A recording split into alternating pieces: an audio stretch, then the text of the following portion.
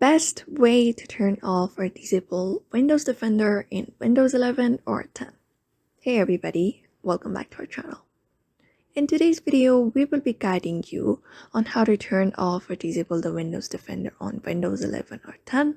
So you can also follow the same process that will be showing on a screen right now, and you should also be able to turn off or disable the Windows Defender.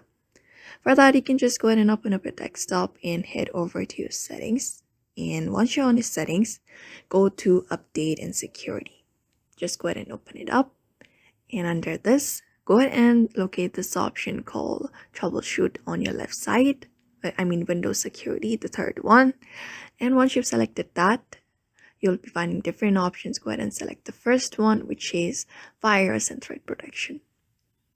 After that, you just need to scroll down on this section on this Windows and look up for this option called manage settings.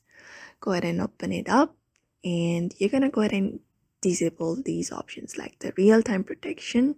You can just go ahead and disable this option, and the next thing we're gonna do is disable each and everything from this section.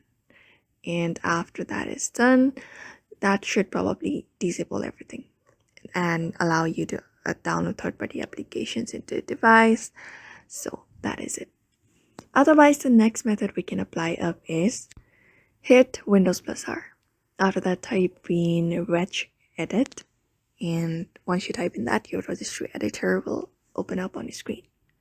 Once it opens up, you're gonna go ahead and locate HKey local machine here, and under that, go ahead and open up your software. You can locate this option called software, which is on the 5th, and again drop it down.